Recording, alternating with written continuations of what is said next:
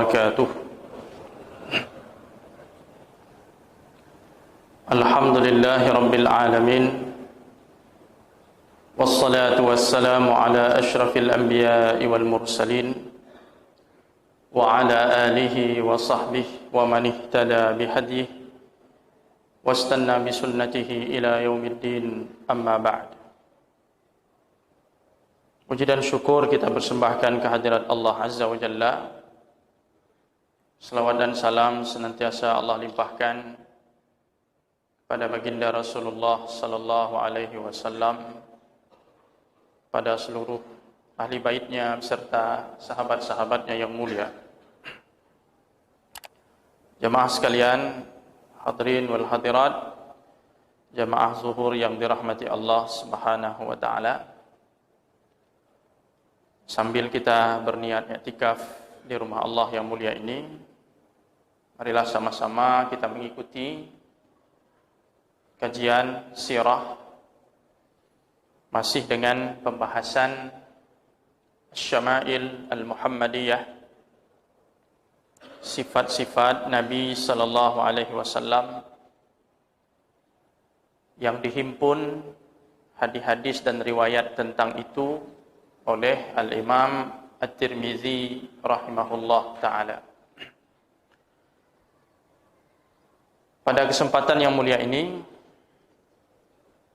kita akan membahas hadis ke-8 dari kitab tersebut. Meskipun hadis yang ke-8 ini menurut keterangan mukharrij atau pensyarah yang melakukan takhrij terhadap hadis ini, yakni mengkaji secara mendalam sumber-sumber hadis ini dan kualitas derajat dari hadis ini, ditemukan bahwasanya hadis yang ke-8 ini adalah hadis yang lemah, hadis yang dhaif. Disebabkan karena di dalam sanadnya itu ada perawi hadis yang tidak dikenal dan ada seorang perawi yang lemah.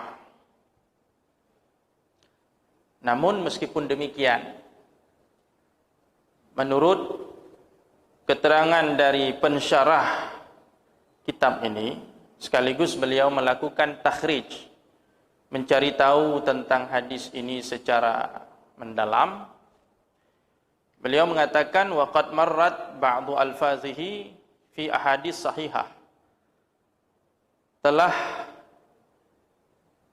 ditemukan atau didapati sebahagian lafaz dari hadis-hadis ini di dalam hadis-hadis yang sahih.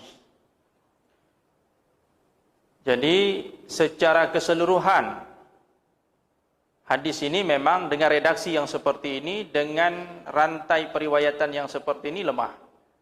Namun perincian dari hadis ini satu persatu itu ada di dalam riwayat-riwayat yang sahih. Riwayat ini memang lemah, tapi didukung oleh riwayat lain yang sahih, yang kuat. Sehingga data-data ataupun informasi yang disajikan dalam riwayat ini bisa kita terima, karena ada riwayat lain yang meriwayatkannya dengan jalur yang sahih, dengan jalur yang kuat. Jadi bukan dengan serta-merta ketika ada hadis sah, hadis dhaif langsung kita tolak. Tidak begitu metode penelitian dalam hadis, tidak begitu. Ada sebuah hadis dinilai lemah, kita perlu lakukan satu penelusuran. Dalam ilmu hadis disebut dengan istilah i'tibar. I'tibar ini untuk mencari syawahid dari hadis tersebut. Hadis-hadis lain yang mendukung. Ada mutaba'at, ada syawahid. Ada riwayat lain yang mendukung. Mungkin dengan jalur ini dia lemah, tapi dia akan kuat dengan jalur yang lain. Sehingga kesimpulannya hadis itu tidak lemah. Kenapa? Karena ada jalur lain yang kuat. Contoh sederhana begini. Kalau datang orang gila memberikan satu informasi kepada kita. Ada orang gila datang bilang, ini terjadi kecelakaan di depan Masjid Jami'. Ada kecelakaan. Orang gila yang bilang. Dalam ilmu periwayatan tentu berita orang gila ini tidak bisa diterima. 2 jam kemudian datang orang waras, orang yang kita percaya, orang yang kita yakini kebenaran ucapannya. Dia mengatakan, iya tadi terjadi kecelakaan di depan Masjid Jami'. Pertanyaannya, riwayat itu sahih atau tidak? Sahih. Bukan berdasarkan riwayat orang gila. Orang gila jelas tidak benar. Tapi berdasarkan riwayat orang yang waras tadi, orang yang sehat akalnya. Tapi kalau sumber berita itu hanya datang dari orang gila, tidak ada orang lain yang bilang, ini patut kita pertanyakan. Kita tidak bisa terima karena yang menyampaikan ini bermasalah. Akalnya tidak beres. Begitu juga hadis. Kadang dari satu jalur dia lemah. Ketika ditelusuri oleh para ulama, ternyata ada jalur lain yang kuat. Maka muncul satu kaedah dalam hadis, dalam riwayat itu begini. Al-hukmu alal matni bi asahhi turuq. Penilaian terhadap sebuah teks hadis itu tidak dilihat dari jalan yang paling lemah, tapi dilihat dari jalan yang paling kuat. Ada 3 jalur, A, B, dan C. Jalur A nilainya lemah.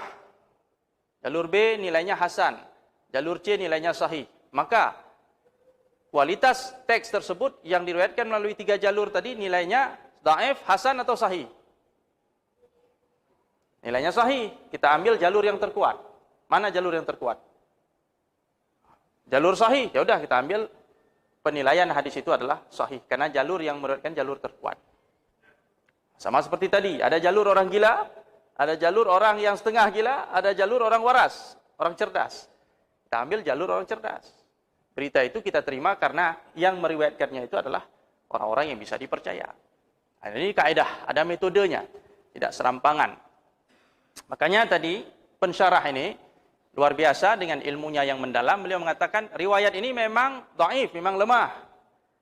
Tapi satu persatu dari informasi yang disajikan dalam riwayat ini telah ada disebutkan dalam riwayat lain yang nilainya adalah sahih.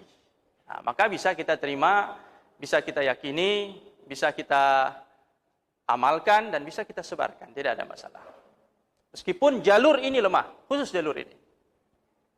Hadirin yang dirahmati Allah Subhanahu wa taala, langsung saja kita bacakan redaksinya. Telah berkata Imam At-Tirmidzi rahimahullah, haddatsana Sufyan ibn Waqi'. Telah bercerita kepada kami Sufyan bin Waqi'. Qala haddatsana Jumai' ibn Umair ibni Abdurrahman al-Ijli. Telah bercerita kepada kami Jumai' ibni Umair ibnu Abdurrahman al-Ijli. Imla'an alaina min kitabihi. Beliau mendiktekan hadis ini kepada kami dari kitabnya, dari naskah yang beliau punya. Jadi maksud dari kalimat ini, bahwa dalam periwayatan hadis itu kita mengenal cara-cara tahammul wal ada. Bagaimana kita menerima dan bagaimana kita menyampaikan hadis itu ada caranya. Ada metode-metodenya. Salah satu cara yang paling bagus adalah metode as-sama'. Sama' ini artinya seorang syekh hadis, guru hadis menyampaikan hadis kepada muridnya. Dia membacakan hadis, muridnya mendengar.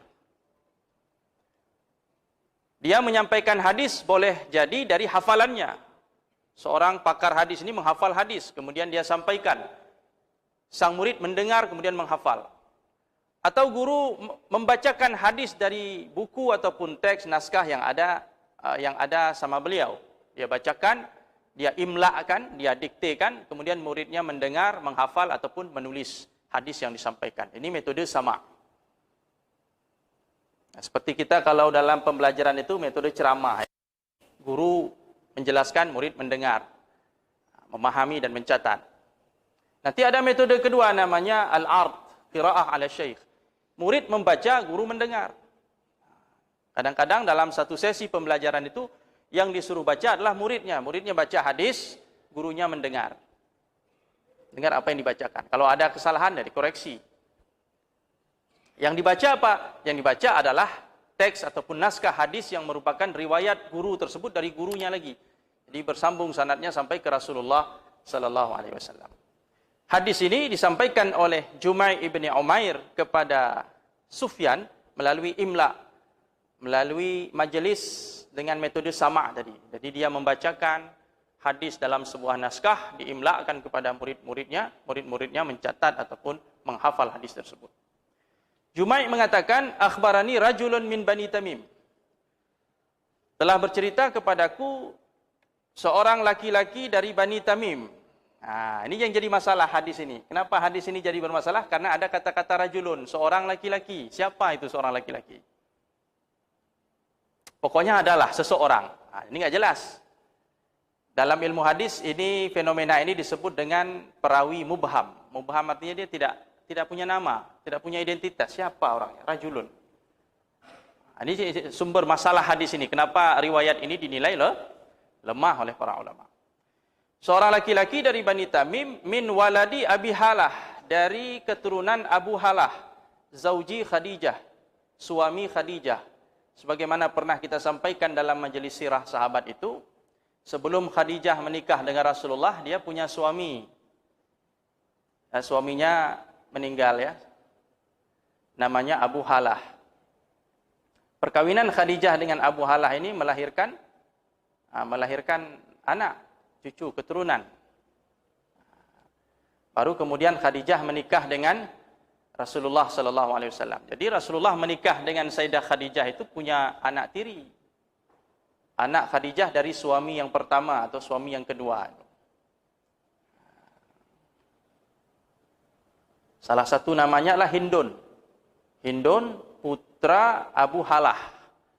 Ini anak Khadijah dengan Abu Halah, berarti ini anak tiri Rasulullah. Saudara Fatimah seibu. Sama ibunya Khadijah ya. Dia punya saudara seibu namanya Hindun. Jadi berita ini diperoleh dari rajulun, dari seseorang dari Bani Tamim, dari keturunan Abu Halah, zauji Khadijah, yaitu suami Khadijah, suami pertama. Yukna Aba Abdillah. Beliau dipanggil dengan Abu Abdillah. Dipanggil Abu Abdillah, panggilannya saja. Tapi nama lengkapnya siapa orangnya itu tidak diketahui. Anibnin li Abi Halah. Diriwayatkan dari anak, salah seorang anak Abu Halah. Jadi anaknya Khadijah. Anil Hasan bin Ali, dari Hasan bin Ali radhiyallahu anhuma. Hasan bin Ali ini cucu Rasulullah sallallahu alaihi wasallam. Qala, ia berkata, sa'altu khali Hinda ibna Abi Halah. Aku pernah bertanya kepada pamanku, ini paman dari sebelah ibu ini. Pamanku yang bernama Hindun ibni Abi Halah. Karena Hindun ini sebagaimana tadi kita sampaikan, beliau adalah saudara seibu dari Fatimah. Hasan ini putra Fatimah, putra Ali. Jadi dia panggil Hindun ini paman. Karena saudara ibunya, abang dari ibunya, ya. Wa kana wassafan. Hindun ini, pamannya Hasan ini adalah seorang yang memiliki sifat wassaf. Jadi wassaf itu, hadirin yang dirahmati Allah, adalah seseorang yang punya keahlian mengenal dan mendeskripsikan sesuatu. Ketika dia melihat sesuatu, dia bisa menjelaskan dan menggambarkan itu secara lengkap, secara identik, walaupun dia melihatnya cuma sekali. Ini disebut dengan wassaf. Itu ada kemampuan orang seperti itu. Cukup lihat sekali saja, tapi dia bisa menceritakan secara utuh tentang orang tersebut. Tapi ada juga tipe orang yang lihat dah berkali-kali, kita minta dia untuk menjelaskan, mungkin hanya 10% saja dia bisa menjelaskan. Lupa. Kalau wassaf ini salah satu yang bersifat wassaf ini, Hindun ibni Abi Halah ini, anak tiri Rasulullah ini, dia sekali saja dia lihat, dia tengok orang itu sekali saja, kemudian dia bisa menceritakan dengan lengkap, mulai dari ujung rambut sampai ujung kaki. Dan apa yang dia gambarkan, yang dia ceritakan itu sesuai dengan kenyataannya. Nah, jadi kata Hasan bin Ali, beliau ini adalah wassaf. Seorang yang sangat pintar dalam mendeskripsikan sesuatu sesuai dengan apa yang dia lihat. Aku bertanya kepada pamanku an hilyatin Nabi sallallahu alaihi wasallam. Aku bertanya kepada beliau tentang hilyah. Hilyah ini asalnya perhiasan. Asal makna hilyah itu perhiasan. Jadi yang beliau tanya bukan tentang perhiasan Nabi.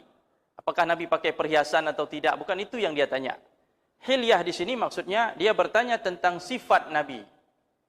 Sifat-sifat Rasulullah sallallahu alaihi wasallam secara fisik.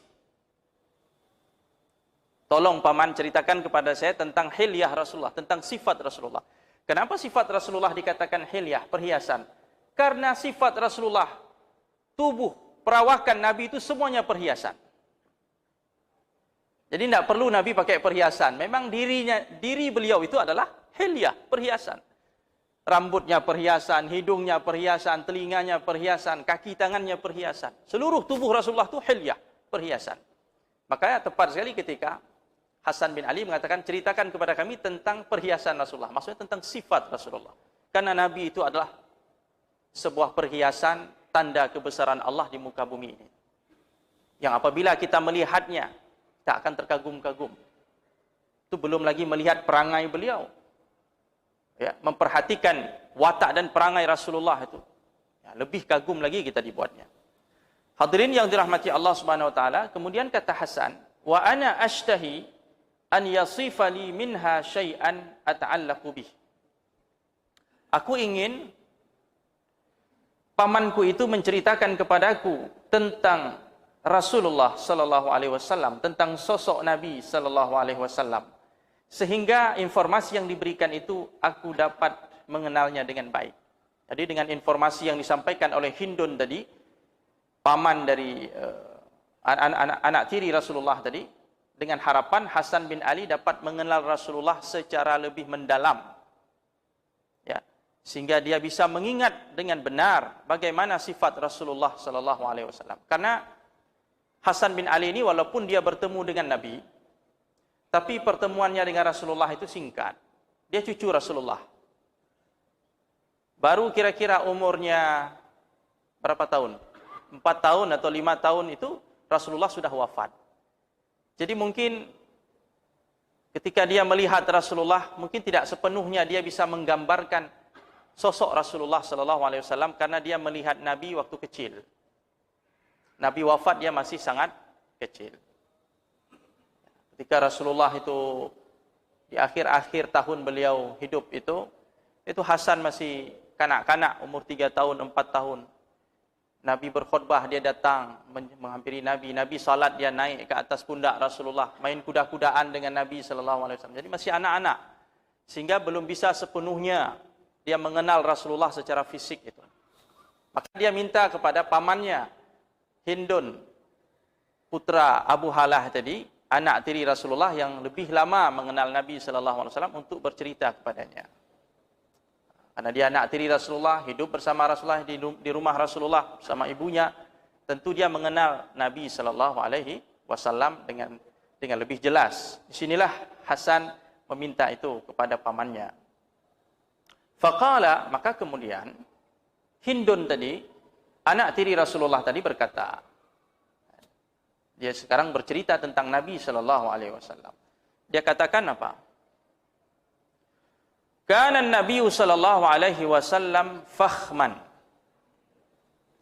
Nabi sallallahu alaihi wasallam itu adalah sosok yang agung, memiliki sifat yang agung, punya keagungan, punya wibawa, punya karisma. Jadi penampilannya saja sudah nampak keagungan beliau, karismanya, wibawanya itu. Mufakhaman. Fakhman, mufakhaman. Mufakhaman artinya Rasulullah sallallahu alaihi wasallam itu dimuliakan, diagungkan oleh sahabat-sahabatnya. Jadi begitu berharga dan berarti Nabi sallallahu alaihi wasallam di hati para sahabat-sahabatnya dan orang-orang yang pernah melihatnya sallallahu alaihi wasallam. Sehingga para sahabat Nabi itu mencintai Nabi sallallahu alaihi wasallam melebihi dari segalanya. Mereka mendahulukan Rasulullah dari ayah mereka, dari anak mereka, bahkan dari diri mereka sendiri. Mereka korbankan semuanya untuk Nabi sallallahu alaihi wasallam. Bahkan ada yang ingin membunuh ayahnya gara-gara ayahnya itu menghina Rasulullah, dia hampir bunuh ayahnya. Begitu dia membela Rasulullah sallallahu alaihi wasallam. Begitu Rasulullah dimuliakan. Sehingga dalam peristiwa perjanjian Hudaibiyah itu ada seorang utusan atau delegasi Quraisy datang melihat bagaimana Nabi dengan para sahabatnya itu. Dia katakan apa? Saya sudah berkeliling dunia. Saya sudah saksikan bagaimana kaisar Romawi bagaimana raja Persia, bagaimana raja yang ada di Mesir, di berbagai dunia. Tapi belum pernah ada seorang pemimpin yang diperlakukan begitu hormat dan begitu mulia oleh pengikutnya melebihi Muhammad sallallahu alaihi wasallam. Raja-raja itu memang luar biasa. Tapi tidak sama sahabat Nabi sallallahu alaihi wasallam memuliakan Rasulullah. Kaisar Persia, Kaisar Romawi memang dimuliakan oleh pengikutnya. Tapi dimuliakan bukan karena cinta, karena takut, karena kepentingan dan sebagainya, karena pencitraan dan sebagainya. Tapi Rasulullah dicintai, diagungkan oleh pengikutnya, oleh sahabatnya, atas dasar cinta yang luar biasa. Kekaguman yang luar biasa kepada Nabi sallallahu alaihi wasallam. Kalau Nabi ngomong itu, para sahabat tidak bergeming. Seolah-olah di atas kepala mereka ada burung yang sedang bertengger. Jadi kita kalau ada burung di atas, supaya burung tidak terbang, ya jangan bergerak ya. Begitulah cara mereka mendengar Nabi sallallahu alaihi wasallam berbicara. Kalau Nabi perlu air untuk berwudu, para sahabat itu hampir bunuh-bunuhan. Maksud bunuh-bunuhan, rebut-rebutan mengambil air untuk Nabi sallallahu alaihi wasallam. Sangat dimuliakan. Bahkan dalam riwayat itu disebut kalau Nabi meludah, tidak pernah ludahnya sampai ke tanah. Ada yang menyambutnya itu. Jangan samakan ludah Rasulullah dengan ludah kita. Peluh Rasulullah tidak sama dengan peluh kita. Keringat Rasulullah tidak sama dengan keringat kita. Keringat Rasulullah ditampung oleh sahabat. Ditampung keringatnya itu. Karena memang semua diri Rasulullah itu adalah tanda kebesaran Allah. Hilyah tadi. Yang namanya hilyah tentu kita simpan. Hilyah perhiasan. Kalau ada jatuh di sini emas, perak, permata, kita akan ambil, kita simpan. Karena itu hilyah, perhiasan. Mahal itu. Tubuh Rasulullah pun begitu. Diperlakukan oleh sahabat-sahabat. Jadi fakhman mufakhaman. Diri beliau itu sudah mulia, mufakhaman, dan dimuliakan oleh sahabat-sahabatnya. Kemudian kaum muslimin yang dirahmati Allah, kata Hindun ibnu Abi Hala, ya tala'la'u wajhuhu tala'lu al-qamari lailatal badri. Ya tala'la artinya bercahaya, bersinar wajah Nabi sallallahu alaihi wasallam seperti sinar bulan purnama. Ketika Hindun menceritakan Rasulullah, wajah Rasulullah itu kalau kita lihat seperti melihat bulan purnama. Terang wajahnya, bercahaya wajahnya. Ya, itu salah satu sifat Nabi sallallahu alaihi wasallam. Kemudian beliau mengatakan atwala minal marbu'. Nabi sallallahu alaihi wasallam itu lebih tinggi dari marbu'. Ini sudah disebutkan dalam beberapa riwayat yang sahih. Makanya saya katakan tadi, hadis ini memang lemah. Tapi kok informasi tentang tinggi Rasulullah itu sudah lebih dulu dijelaskan dalam hadis yang sahih. Marbu' itu artinya postur sedang. Atwal minal marbu', postur Rasulullah itu lebih tinggi dari sedang. Bukan sedang, tidak pas sedang, tapi lebih tinggi dari postur sedang. Di atas sedang. Wa aksar minal mujazzab. Dan Rasulullah sallallahu alaihi wasallam itu lebih pendek dari mujazzab. Mujazzab itu adalah orang yang terlalu tinggi, jangkung. Biasanya orang yang terlalu tinggi yang penampakannya kurang menarik itu ketika badannya kurus, orang yang posturnya tinggi. Kalau bahasa kita apa? Kurus kering ya. Kurus kering tinggi, jangkung. Rasulullah tidak seperti itu. Makanya dikatakan aksar minal mujazzab. Mujazzab tidak, tapi lebih rendah dari mujazzab. Jadi begitulah cara Hindun tadi menceritakan tentang Rasulullah. Begitu detailnya. Bukan begini, bukan begitu. Tapi bagaimana juga? Dia jelaskan pakai mujazzab, pakai kata-kata mujazzab, kata-kata marbu'. Ini keahlian dia dalam menceritakan, dalam mendeskripsikan.